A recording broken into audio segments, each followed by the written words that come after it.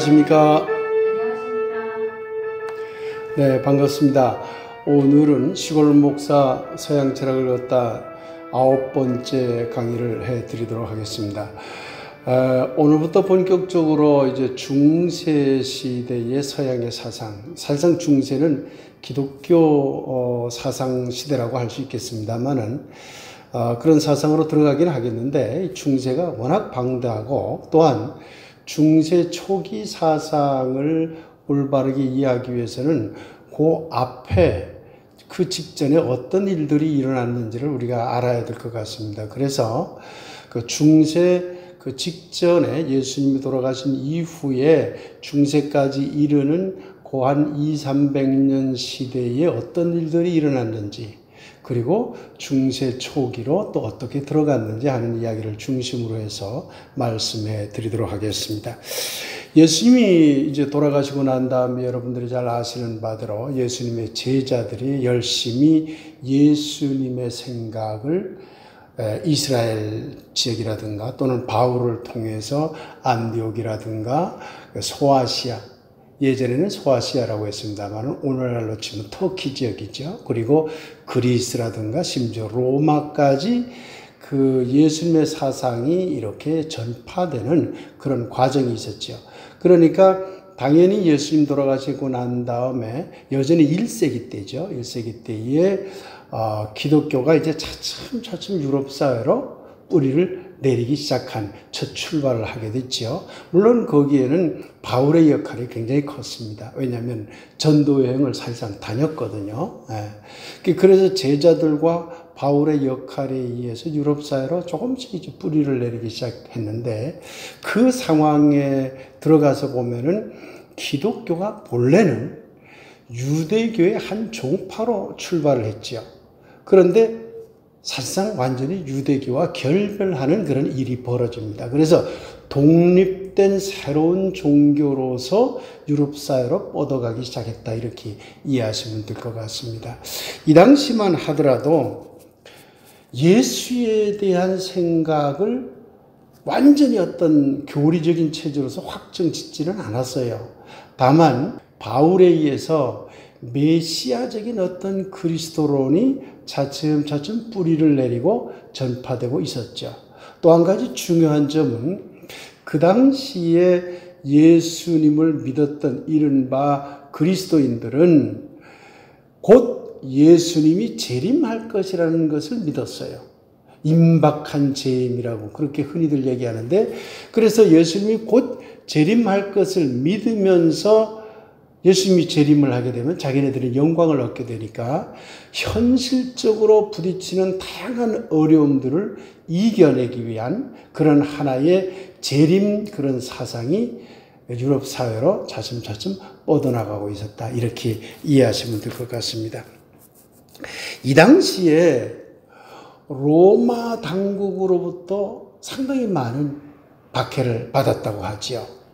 여러분들이 흔히 로마 당국으로부터의 이제 피해를 받았다 그러면은 네로 황제다, 이렇게 흔히 생각을 하는데, 꼭 네로 황제만이 아니라 많은 그런 황제들에 의해서 또는 로마 정치가들에 의해서 기독교가 이제 억압을 받고 박해를 받던 시대가 되었습니다. 이 상황을 올바르게 이해하기 위해서는 로마가 도대체 어떤 그런 정치 체제를 갖고 있었느냐라는 것을 우리가 알아둘 필요가 있습니다. 로마를 이해하며, 고대 로마를 이해함에 있어서는 단순히 로마의 황제가 예수 믿는 사람들을 핍박했다, 이렇게 단순히 알면 안 됩니다. 조금 세부적으로 들어가서 그 상황을 이해할 필요가 있습니다. 고대 로마라고 하면 상당히 오랜 기간 이어진 로마의 어떤 정치적인 그런 체제를 말하는데요. 아주 오래전, 그게 예수님이 태어나기 벌써 한 600~700년 전에 BC 7세기경에 로마는 왕정으로 시작을 해요. 도시국가로 시작을 하죠. 이전 시간에 소크라테스나 이제 플라톤, 아리스토텔레스 사상을 여러분들에게 말씀해 드릴 때에 그리스에 있는 여러 국가들이 다 도시를 중심으로 한 도시국가였다는 말씀을 드렸죠. 로마도 마찬가지였던 것이죠. 로마도 도시국가로 출발을 해요. 처음에는 그렇게 방대한 그런 영토를 가진 국가가 아니라 로마를 중심으로 한, 따지고 보면 자그마한 국가였어요. 그런 왕정으로 시작하다가 중간에 BC 500년경에 공화정으로 바뀌어요. 이 공화정이 아주 독특한 정치 체제죠. 왕정하게 되면 여러분 흔히 왕이 나라를 다스리는 국가다 이렇게 이해하시면 됩니다. 근데 로마의 공화정이란 뭐냐면 왕을 물리치고 도리어 귀족 계급이나 평민 계급의 어떤 지도자들이 나타나서 2명 이상의 몇 명의 그 핵심적인 지도자들이 나타나서 그들에 의해서 나라가 운영이 된 거예요. 이걸 과두정이라고도 하고 공화정이라고도 합니다. 쉽게 얘기하면 절대 왕권이 로마를 지배한 게 아니라 몇몇의 어떤 면에서는 똑똑하거나 어떤 권력을 가진 힘을 가진 귀족 또는 평민 출신의 어떤 지도자들이 서로 권력을 분할을 해서 나라를 다스렸던 거죠. 굉장히 고대 사회의 아주 독특한 정치체계라고 할 수 있지요. 그러다가 그 이후에 한 450년 동안 공화정이 이어져요.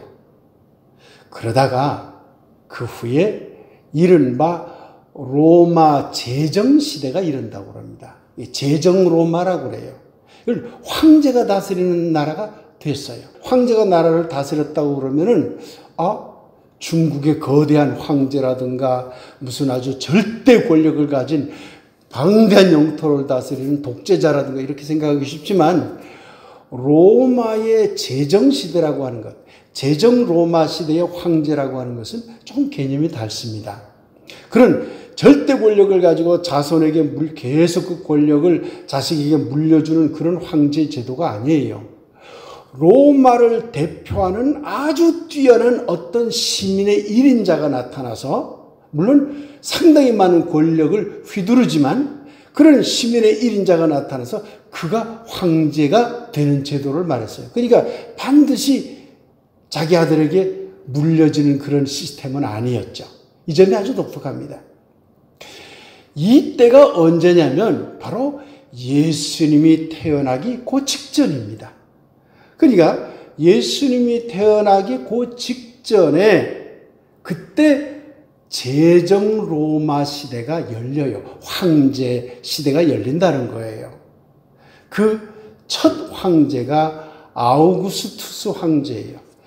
성경에 나오는 가이사에게 이제 그 헌금을 할 거냐, 하나님께 헌금을 할 거냐 할 때 가이사라든가 가이사라 빌립보라는 어떤 도시 이름에 나타나는 가이사라든가 이게 다 카이저, 카이사르, 즉 황제를 말해요. 그때 황제가 아우구스투스였어요.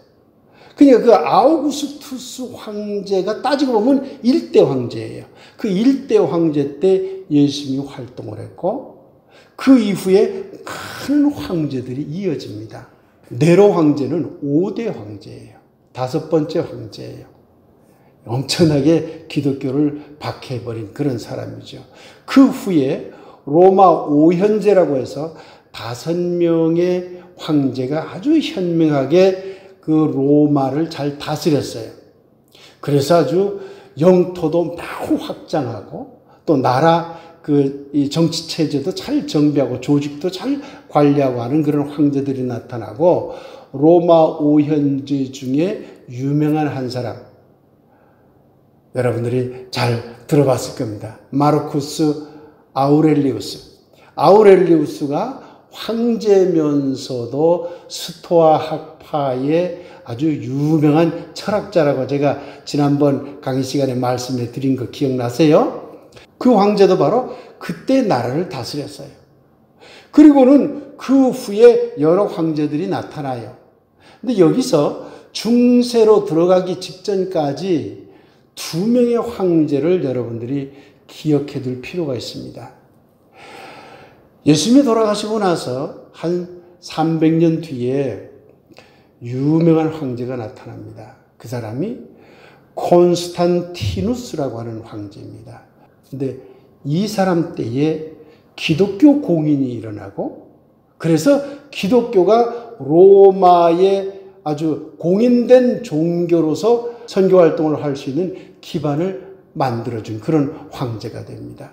그리고 그 다음에 테오도시우스라는 황제가 나타나요. 이 황제는 기독교를 아예 국교화해버려요. 이러므로서 중세로 본격적으로 들어가게 된 겁니다.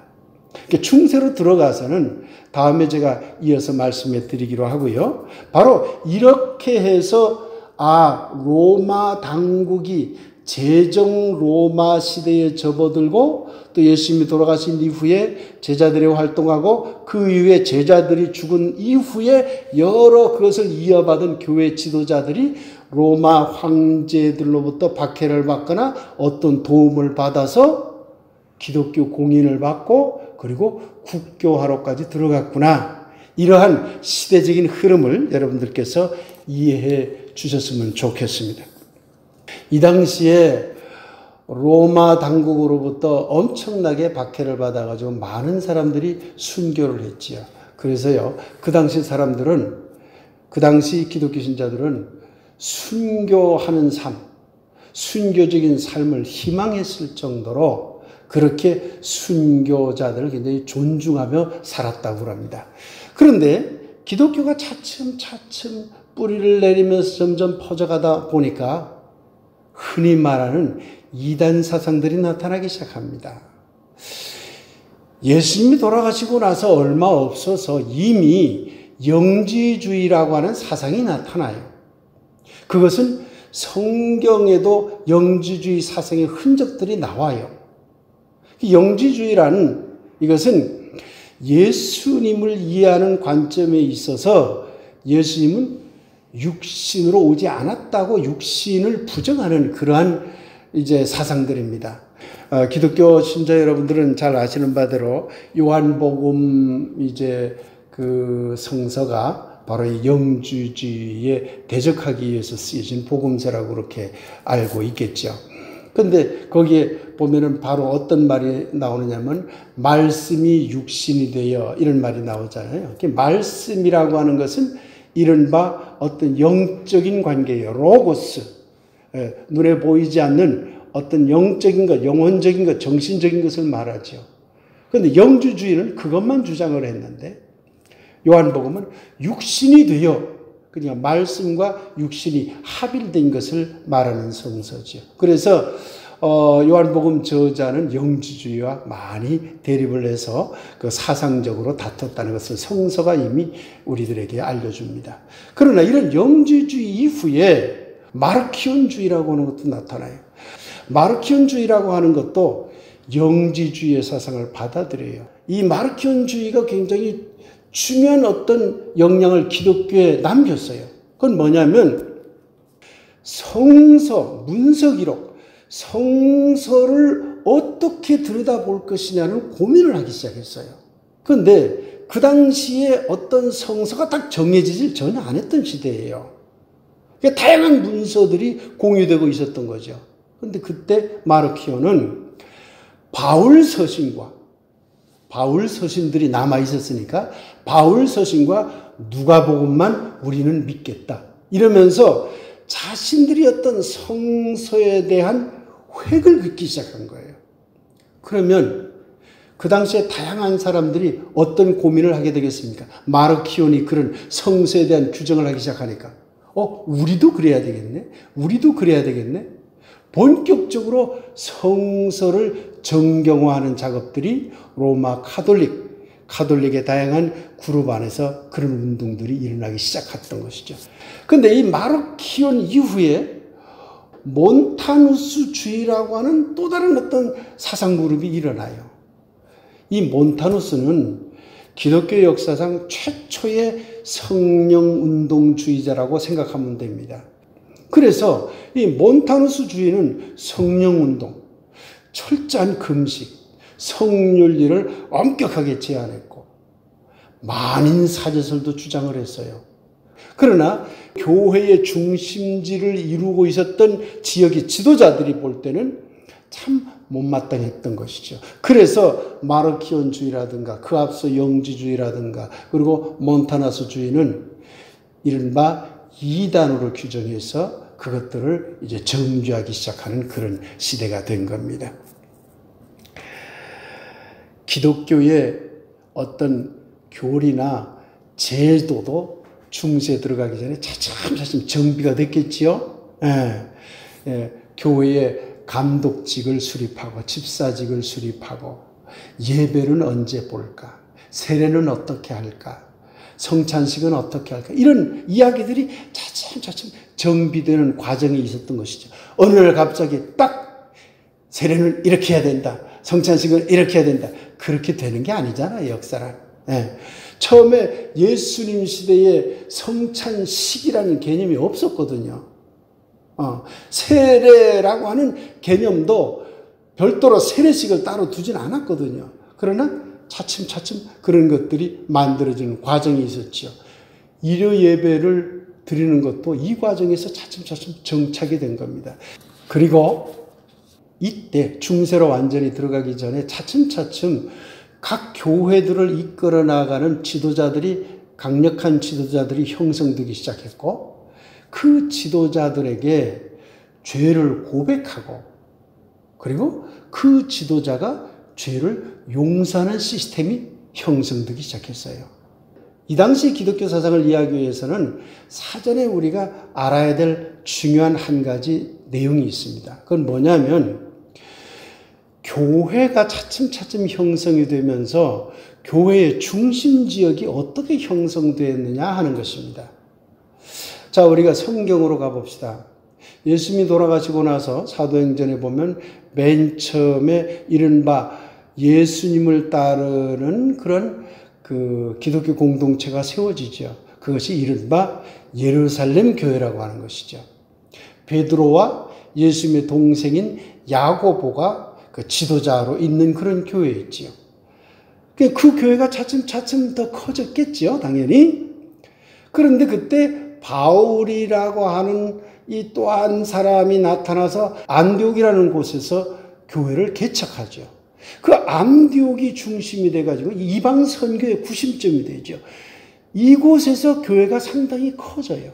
그리고 여기저기 차츰차츰 교회들이 세워지죠. 안디옥이라는 지역이 매우 중요한 중심 지역이 됩니다.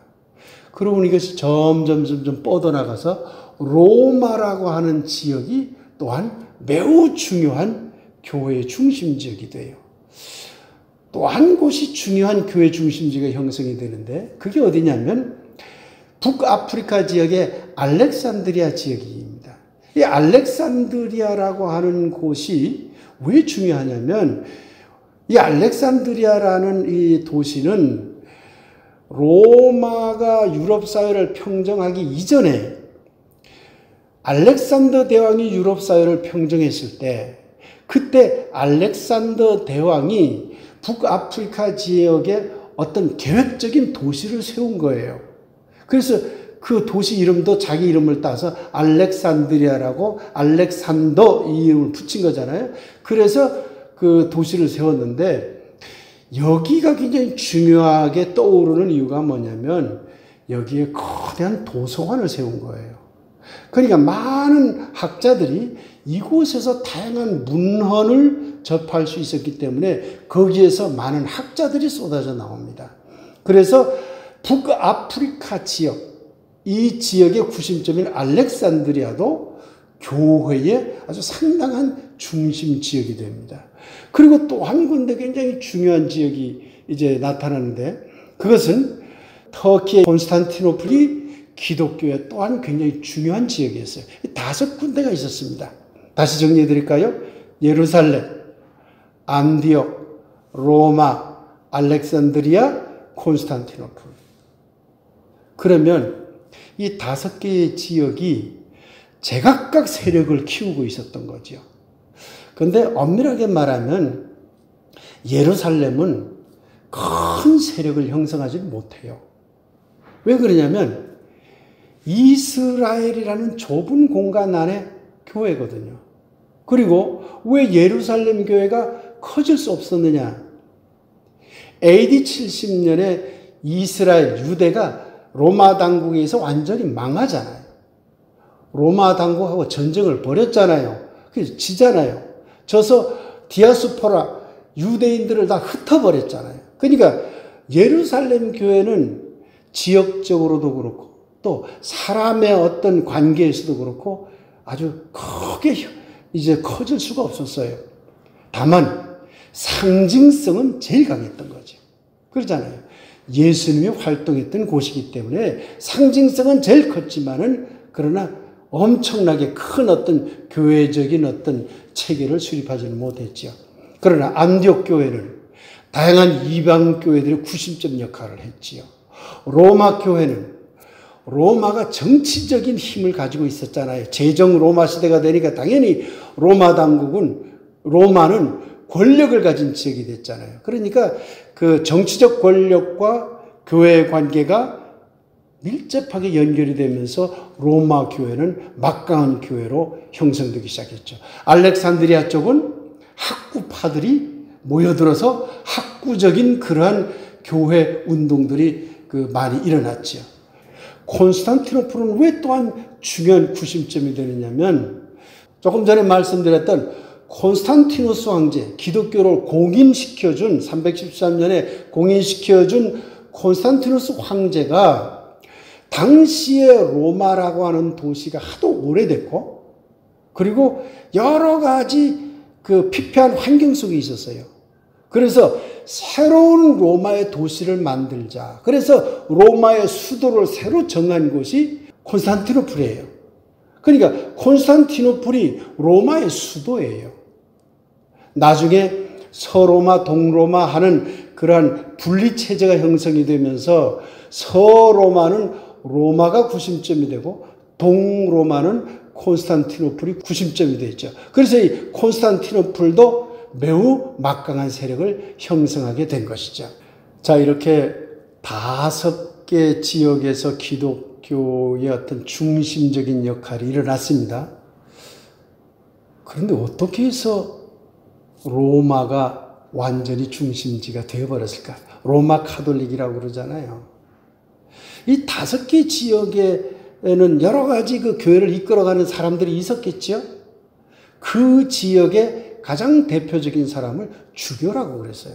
교황이라고 안 그랬습니다. 로마도 주교였어요. 주교. 그냥 로마 주교, 알렉산드리아 주교, 콘스탄티노플 주교, 안디옥 주교 이런 식으로 주교라는 이름을 불렀어요. 그런데 어떻게 하다가 로마 주교가 교황이 됐느냐 이거죠. 여러 가지 이유가 있습니다. 그 중에 하나는 제일 큰 것은 정치적인 위상 때문이었을 거예요. 그렇지 않겠어요?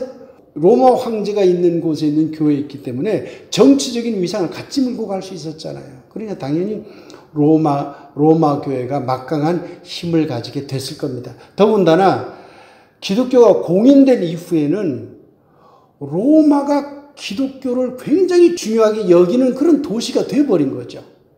당연히 로마 교회가 수적으로 엄청 커지죠. 그러니까 사람 수도 많고 돈도 많았어요. 정치적 권력도 함께 이렇게 업게 가게 됐죠. 그 다음에 또 한 가지 아주 중요한 것이 뭐냐면 종교 재판권을 로마 교회가 갖고 있었어요. 그것을 각 지역에 있는 주교들이 인정했다고 합니다. 아마 그것은 로마 황제가 그곳에 있었기 때문에 그 황제 영향을 초기에는 벗어날 수 없었거든요. 기독교가 마치 초창기부터 기독교가 황제를 넘어서서 황제를 좌지우지하는 종교였다 이렇게 생각하면 안 돼요. 처음에는 로마 황제가 대장이었어요. 그 밑에 기독교가 있었던 거예요. 이것이 중세에 들어가서 차츰차츰 가면서 교황권이 더 강화되는 과정으로 넘어간 것이지 처음에는 당연히 황제 밑에 있었죠. 그러니까 황제의 어떤 권한이 막강했기 때문에 종교적인 어떤 판단 권한도 로마 쪽으로 쏠릴 수밖에 없었어요. 그래서 다른 지역의 주교들도 종교 재판권에 관해서는 로마 교회에 있는 것을 인정했다고 합니다. 그러다 보니까 점점 로마 교회가 힘을 가지게 된 거잖아요. 더군다나 명분까지 있다고 로마 주교들은 얘기를 했죠. 왜냐하면 베드로가 바로 로마에 와서 순교했고 바울도 로마에 와서 순교했다. 그리고 베드로를 위한 거대한 성당도 바로 여기에 지었다. 로마에 가면 베드로 성당이 있잖아요. 그러니까 로마라고 하는 것이 종교적 상징성, 그 다음에 사도 계승설, 베드로를 일대 교황으로 생각을 하고 그 다음에 이어지는 로마 주교들이 베드로를 이어받은 사도를 계승한 사람들이다 하는 이런 주장을 펴기 시작한 거죠. 엄밀하게 말하면요, 처음에는 교황이 아니었어요. 처음에 1대, 2대, 3대 이렇게 간 사람들은 교황이 아니고 그냥 로마 주교였죠. 그러다가 어느 시점이 돼서 로마 교황을 선언하게 되고 교황권을 확립하게 되죠. 교황권을 처음으로 언급한, 그러니까 로마 주교의 수월성, 로마 주교가 제일 높은 사람이다 라고 주장하기 시작한 사람이 레오 1세라고 그럽니다. 이 레오 1세는 5세기 때 로마 주교였어요. 본인이 주교야. 근데 로마 주교가 다른 지역의 주교보다 제일 높다라고 주장한 최초의 사람이었어요. 어떤 면에서는 이 사람 때부터 교황이라고 할 수 있겠지요. 그러나 엄밀하게 말하면 교황권이 완전히 확립된 것. 그러니까 교황청을 설립을 하고 교황권이 완전히 확립이 된 것은요, 그보다도 한 100년, 150년 뒤인 6세기 말 7세기에 그 유명한 그레고리우스 1세라고 하는 그런 교황 때 이루어집니다. 그러니까 사실은 교황권은요, 한참 뒤에 확립이 된 거예요. 그러니 황제가 점점 강한 힘을 가지고 가다가 차츰차츰 이러한 그 교황권이 확립이 되면서 황제가 도리어 교황한테 밀리는 어떤 시기가 이제 나오게 되는 것이죠. 이 당시에 종교들의 상황도 여러분께서 이해를 해둘 필요가 있습니다. 앞서 말씀드렸죠. 제정 로마 시대에는 기독교가 국교화되기 이전까지는 많은 종교들이 공존했어요. 제정 로마 시대는 다종교 사회였어요. 모든 종교를 다 허용했던 시대예요. 기독교 신자들이 오해하면 안 되는 게 콘스탄티누스 황제가 기독교를 공인했어요. 그러면 그 당시에 있는 유럽이 모두 다 기독교를 믿었느냐? 그렇게 생각하면 안 돼요. 공인했다라는 말은 뭐냐면 다른 모든 종교들처럼 기독교도 로마 제국 안에 하나의 종교를 인정해 주겠다는 얘기예요. 그 전까지는 인정을 안 하고 박해를 했잖아요. 왜 박해를 했다고요?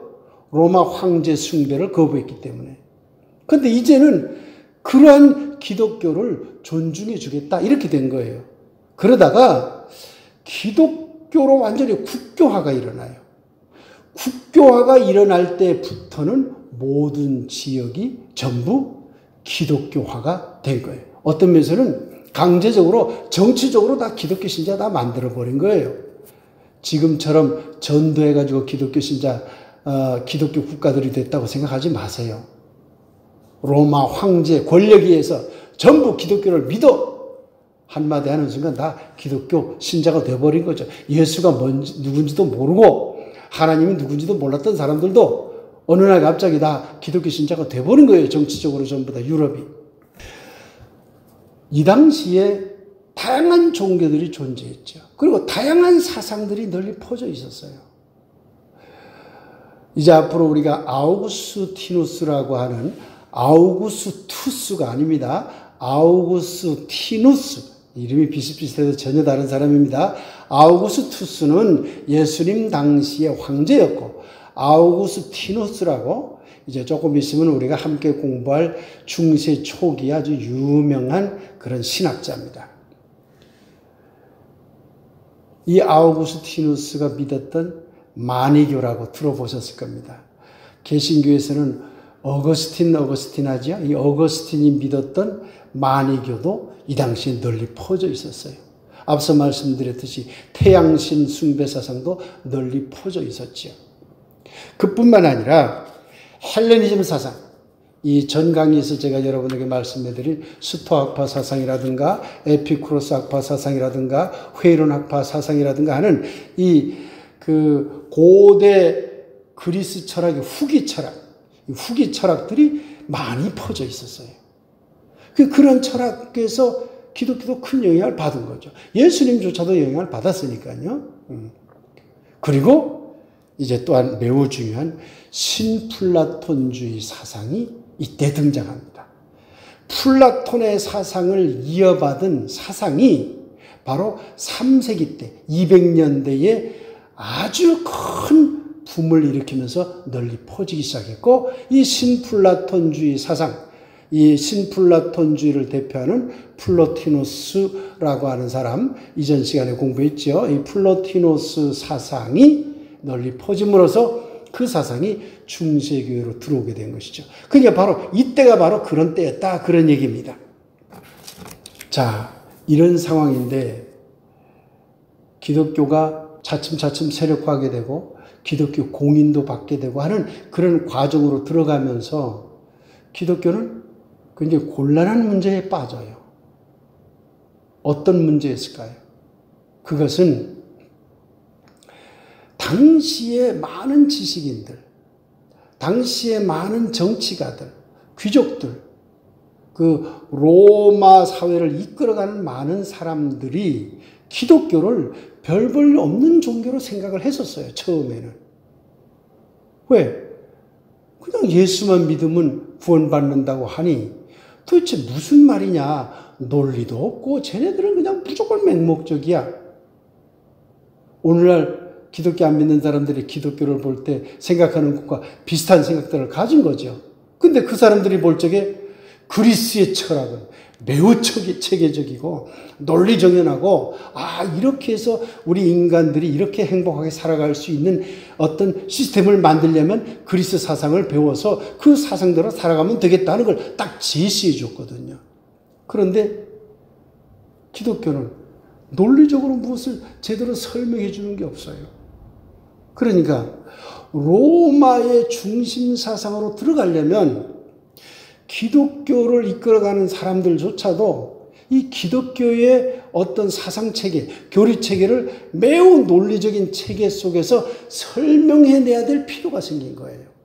이것을 가지고 계속 설명하고 어떤 사람들이 공격을 하면 그것을 변명을 하면서 바꾸어서 설명을 하고 반박하고 하는 이런 모든 것들을 변증이라고 그렇게 말합니다. 그래서 이 시기를 변증시대라고 그래요. 2세기, 3세기 중세로 들어가기 직전까지의 그런 시대를 변증시대라고 그러는데, 계속 갑론을박하면서 기독교의 논리적인 틀을 차츰차츰 만들어갈 수밖에 없는 상황이 되었던 것입니다.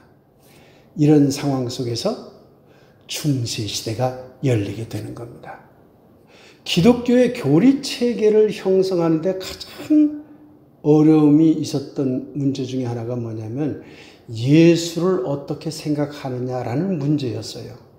이게 아까 말씀해드린 각 지역에 있는 지도자들마다 생각이 달랐거든요. 안디옥 교회, 콘스탄티노플 교회, 로마 교회, 알렉산드리아에 있는 그러한 지도자들이 생각이 저마다 달랐어요. 예수를 어떻게 고백할 것인가? 하나님을 고백하는 데 대해서는 그렇게 어려움을 안 겪었어요. 그런데 예수에 대해서는 다양한 생각들이 있었던 것이죠. 그래서 중세시대에 들어가기 바로 그 직전에 이미 이른바 삼위일체 논쟁이 아주 심하게 일어납니다. 그 학자들 사이에서, 주교급들이죠, 그런 사람들 사이에서 갑론을박이 벌어져요. 예수는 인간이다. 아니다. 예수는 신이다. 아니다. 예수는 신과 인간이다. 동시에 신이면서 인간이다. 그 예수는 하나님과 같다. 어떤 사람은 하나님과 같지 않다. 등등 많은 복잡한 그런 주장들이 아주 넘쳐나게 된 것이죠. 이 과정에서, 이 복잡한 과정에서 삼위일체 논쟁이 정리되어 갑니다. 누구에 의해서? 그때는 교황권이 확립이 되어 있었어요? 없었어요? 확립이 되어 있지 않았지요. 당연히 황제가 결정해버리죠. 그래서 이 문제에 대해서는 이제 그 중세에 들어가서 아우구스티누스 공부를 할 때 다시 한번 말씀드리겠습니다만은 이러한 시대적 상황, 흐름이 있었다는 것을 알아두시기 바랍니다. 중세는 언제부터 중세라고 하느냐면 정치적으로 본 중세와 종교적으로 본 중세가 조금 다르다고 할 수 있습니다. 중세는 기독교의 공인과 기독교의 국교화와 함께 중세가 시작되는 것이 아니겠느냐, 종교적으로 이렇게 생각하시면 대략 맞을 것 같고요. 정치적으로는 476년도에 서로마가 망해요. 이게 어떻게 된 거냐면 로마가 영토를 유럽 지중해 연안 저 넓게 크게 확대하게 돼요. 엄청나게 많은 지역을 다스리게 되는데 이게 황제 한 명이 다스리기가 너무 힘들어요. 그러니까 이것을 분할해서 다스렸어요. 황제가 부황제들을 임명하면서, 말하자면 지역 황제를 임명한 거죠. 황제들을 임명해서 이 지역을 다스리도록 했지요. 그러다 보니까 어떤 현상이 벌어지자면 어떤 A라는 지역의 황제가 너무 잘 다스려서 막강한 힘을 더 가지게 되잖아요. 그럼 이 갈등 구조가 일어나는 시대가 된 거예요. 그래서 황제가 2명 시대도 있고 3명 시대도 있고 하는 시대가 생겨나기 시작한 거예요.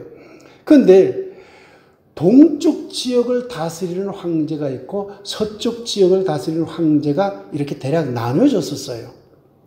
이것이 이른바 서로마 동로마였죠. 그런데 서로마가 게르만 민족의 침입으로 인해서, 그 밖에 여러 가지 이유들이 있었지만, 복합적인 이유가 있었지만, 게르만 민족의 침략에 의해서, 게르만 민족이라고 하면 독일 민족이라고 생각하면 안 됩니다. 게르만 민족 그러면 그 당시에 로마의 어떤 통치 권력들의 민족 이외의 야만적인 민족을 일컬 때 게르만족이라고 그랬죠. 그러니까 그 북방 민족이었죠.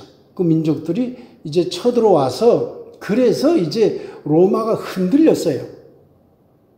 그런 과정에 기독교도 공인이 되는 거예요. 그러니까 로마가 흔들리다가 476년도에 서로마, 그러니까 로마 도시가 함락이 돼요.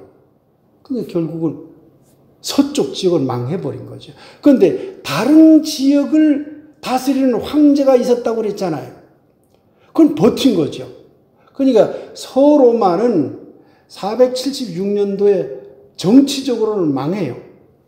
그런데 동로마는 정치적으로 굳건한 거예요. 거기에 황제가 있었으니까. 동로마 제국은요, 1400년대까지 이어져요. 엄청나게 로마 제국, 동로마 제국이 이어진 거예요. 제정 로마식의 그 로마가 이루어진 거죠. 그런데 서로마는, 제정 로마는 5세기 때 망해버린 거죠. 자, 그럼 망하니까 정치적으로는 나라들이 분리돼요. 독립국가가 만들어져 버린 거죠. 서로마는. 프랑크 왕국이니 신성 로마 제국이니, 신성 로마 제국이 나중에 무슨 거대한 로마 제국인가 이렇게 생각하면 안 돼요. 신성 로마 제국이라고 하는 것도 로마를 이어받은, 우리는 로마, 제정 로마를 이어받은 국가다라는 자부심으로 이름을 붙였을 뿐 그냥 하나의 독립된 국가예요. 그러니까 다양한 국가들로 분할이 돼버려요. 자, 이렇게 분할이 되기 시작하니까 서로마의 구심점이 없어졌죠. 그런데 이미 그때 470년, 기독교가 313년에 공인을 받고 392년도에 완전히 국교화가 이루어져요. 그 국교화가 이루어진 한 80년 뒤거든요. 그게 완전히 망했는데, 그러면 독립된 국가들을 전체를 컨트롤 못해요. 그런데 전체를 컨트롤하는 힘이 하나 있었던 거죠. 그게 교회였지요.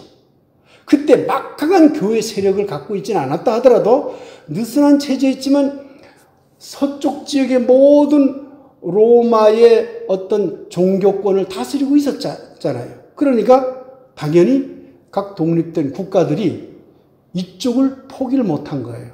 이쪽과 연대해야만 자신들의 그 권력을 강화하기 때문에. 그래서 기독교 당국은 각 지역에 있는 왕의 정통성을 인정해주고 또는 황제라는 명칭의 정통성을 인정해주고 그 왕이나 황제들은 기독교의 그 권한을 인정해준 거죠.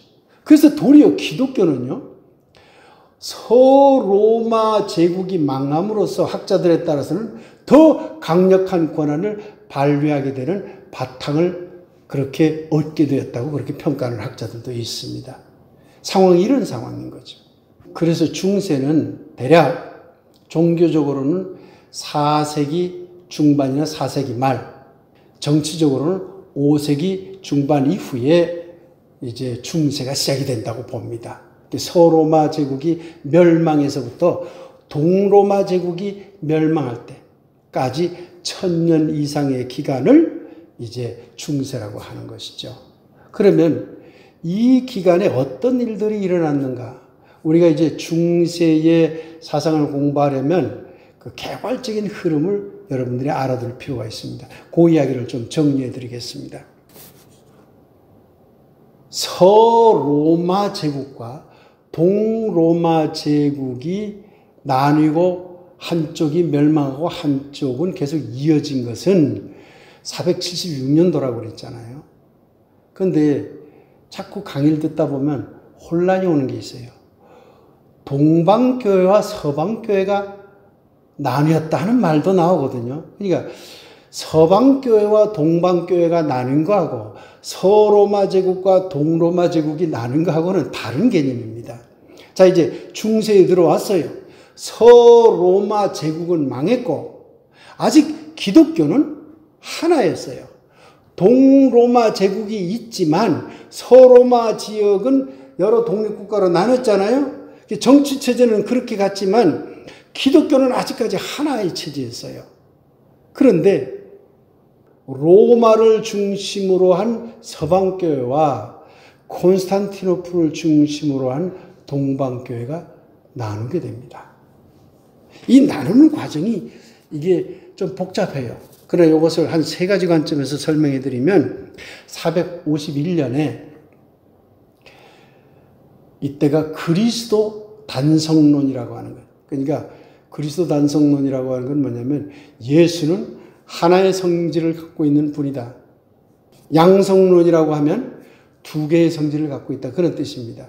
신이며 인간이다 그러면 양성론이고 단성론은 신이다 또는 인간이다. 이렇게 말하는 걸 단성론이라고 합니다. 예수를 어떻게 보느냐라는 관점에 있어서 서방교회 쪽하고 동방교회 쪽이 갈등을 일으켜요. 그래서 차츰차츰 이게 관계가 깨어지기 시작합니다. 그래서 일부 동방교회가 떨어져 나가요. 그러다가 결정적으로 이게 확 하고 나누는 계기가 언제냐면 바로 레오 1세 때예요. 레오 1세가 어떤 선언을 했죠? 로마 주교의 수임권, 로마 주교가 제일 높은 사람이다라고 하는 것을 공식적으로 선언을 해버려요. 우리가 최고다. 너희들은 다 로마 교회의 지시를 따라야 된다고 로마 교회의 수익권이라고 하는데 제일 높다라고 하는 것을 레오 1세라는 로마 주교가 선언을 해요. 사실상 자기가 교황이 돼버린 거죠. 말하자면 요즘 말로 얘기하면. 그러니까 콘스탄티노플을 중심으로 한 여러 지역에 있는 주교들이 당연히 반발하겠죠. 그래서 로마를 제외한 다른 주교들이 그거 인정 못하겠다. 그래서 이게 떨어져 나가요. 이때 상당히 많은 그런 동방 교회들이 로마 교회로부터 떨어져 버리죠. 그러다가요, 완전하게 분리된 것을 한참 뒤입니다. 1054년, 1000년, 중세 중반 이후에 가서야 서방교회하고 동방교회가 완전히 분리됩니다. 그래서 나중에 가면 중세 후기 때는 로마를 중심으로 한 카톨릭과 이제 콘스탄티노플을 중심으로 한 이른바 히랍정교회가 상당히 다른 노선을 가버리죠. 중세 초기부터도 차츰차츰 다른 노선을 가지만 중세 후기 때가 되면 마치 다른 종교인 것처럼 완전히 분리되는 그러한 시대가 된다. 그런 얘기입니다. 그리고요, 여러분 잘 아는 바대로 11세기가 되면 십자군 전쟁도 일어나요. 이런 역사적인 이야기는 저도 역사 전문가가 아니기 때문에 이 강의 시간에 자세히 말씀을 드릴 수는 없습니다. 개괄적인 흐름을 우리가 사상을 이해하기 위한 흐름을 공부하기 위해서 제가 말씀해 드리는 겁니다.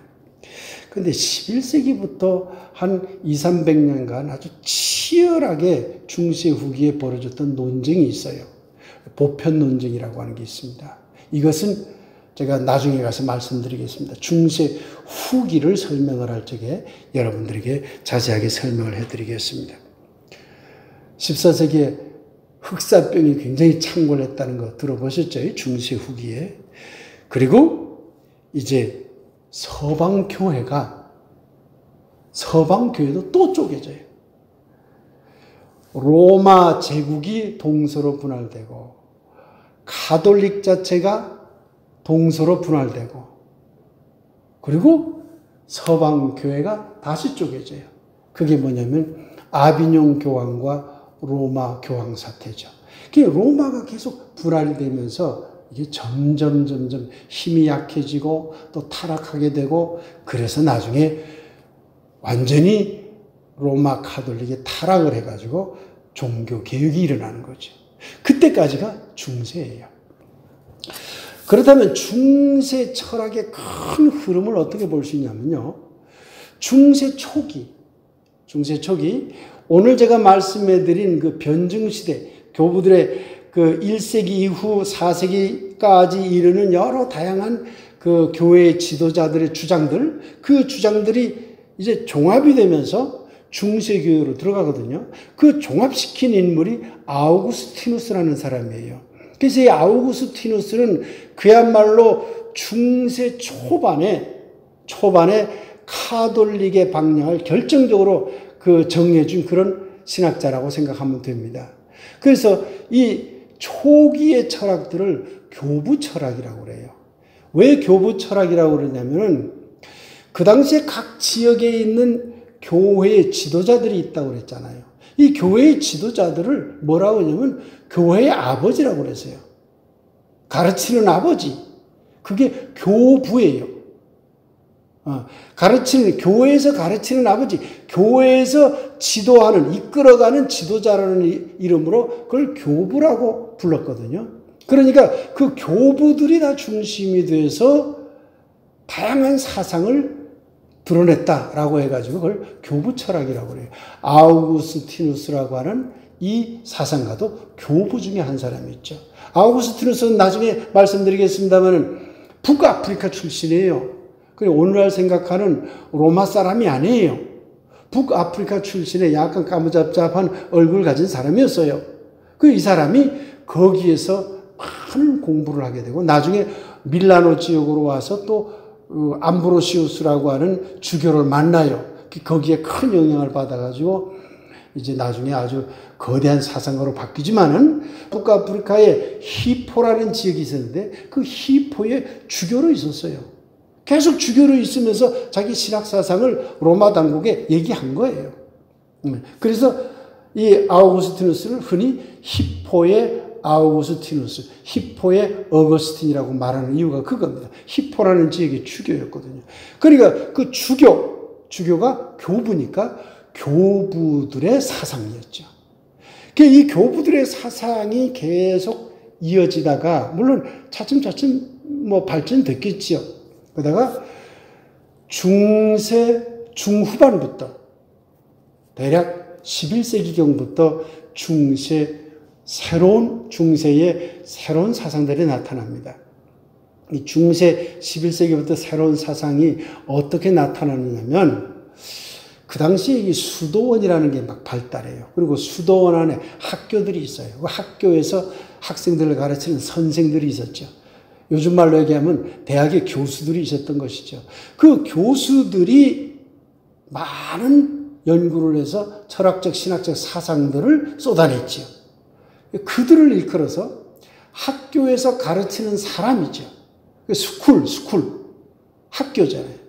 그것을 라틴어로는 스콜라라고 그래요. 스쿨이 스콜라예요. 그러니까 대학 선생님들, 요즘 말로 얘기하면 대학 교수들이다 그 말입니다. 그러니까 수도원학교의 스쿨에서 가르치는 교수들에 의한 사상이다 그래서 그것을 스콜라 철학이라고 합니다.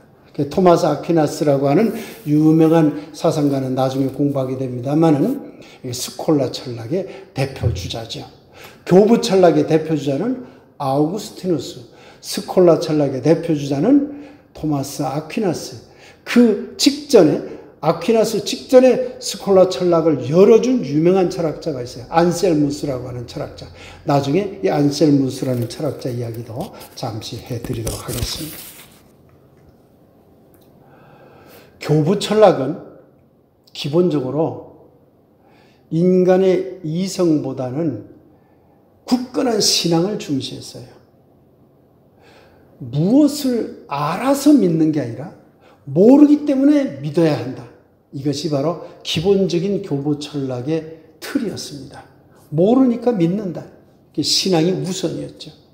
그런데 스콜라 철학으로 가면 차츰차츰 모르니까 믿는다는 것에 대한 회의를 해요. 그래서 인간의 이성을 차츰차츰 중시하기 시작합니다. 올바른 신앙을 하기 위해서는 알아야 한다. 자, 잘 봅시다. 중세 전반부는 믿으면 된다. 중세 후반부는 올바른 신앙을 가지려면 아는 것도 매우 중요하다. 믿는 것보다 아는 것이 반드시 우선이어야 된다. 이렇게 주장하진 않았지만 믿기 위해서는 알아야 된다. 이 이성의 중요성을 강조하기 시작했어요. 르네상스 이후 근대로 가면 어떻게 바뀌죠? 믿음보다 알미 중요하다. 이렇게 바뀌잖아요. 그러니까 신앙이 우선이었다가 신앙과 이성이 비슷비슷하다가 나중에 가면 이성, 즉 인간의 도구적 이성이 더 중요한 쪽으로 유럽의 역사가 크게 바뀐다. 이렇게 이해하시면 될 것 같습니다. 아우구스티누스의 생애와 아우구스티누스가 영향받은 철학적 사상, 그리고 아우구스티누스가 자기의 사상으로서 들추어낸 그런 많은 다양한 사상들에 대해서는 아무래도 다음 시간에 여러분들에게 강의를 해야 될 것 같습니다. 오늘 강의는 이것으로 모두 마치도록 하겠습니다. 감사합니다.